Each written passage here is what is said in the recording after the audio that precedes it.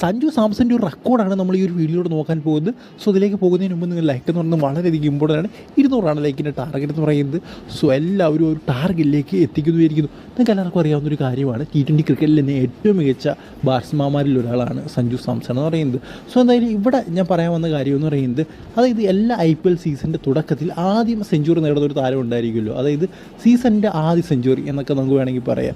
സീസണിൻ്റെ ആദ്യത്തെ ബോൾ, ആദ്യത്തെ റൺസ് എന്നൊക്കെ പറയുന്ന പോലെ സീസണിലെ ആദ്യത്തെ സെഞ്ചുറി. അങ്ങനെ സെഞ്ചുറി നേടിയിട്ടുള്ള താരം ഏറ്റവും കൂടുതൽ തവണ ആദ്യത്തെ സെഞ്ചുറികൾ, അതായത് ആ ഒരു തുടക്കത്തിലെ സീസണിൽ ആദ്യത്തെ സെഞ്ചുറി നേടിയിട്ടുള്ള താരമെന്ന് അതിൽ ഏറ്റവും കൂടുതൽ നേടിയിട്ടുള്ളത് നമ്മുടെ സഞ്ജു സാംസണാണ്. 3 സെഞ്ചുറികളാണ് അദ്ദേഹം നേടിയിട്ടുള്ളത്. ഇത് സീസണിൻ്റെ തുടക്കത്തിൽ, അതായത് ആദ്യത്തെ സെഞ്ചുറി, ഓപ്പണിംഗ് സെഞ്ചുറി 2017, 19, 21 ഈ ഒരു സീസണിൽ സഞ്ജു സാംസണാണ് എന്താ പറയുക ഈ ഒരു IPL സീസണിൻ്റെയൊക്കെ ആദ്യത്തെ സെഞ്ചുറിയൊക്കെ നേടിയിരിക്കുന്നത്. സോ എന്തായാലും എനിക്കൊന്ന് ഈ 2 സെഞ്ചുറിയൊക്കെ വെച്ച് ബ്രണ്ടൻ മക്കലും ക്രിസ് ഗെയിലും ഒക്കെ നേടിയിട്ടുണ്ടെന്ന് തോന്നുന്നു, ഓപ്പണിംഗ് സെഞ്ചുറിയായിട്ട്, അതായത് തുടക്ക സെഞ്ചുറിയായിട്ട്.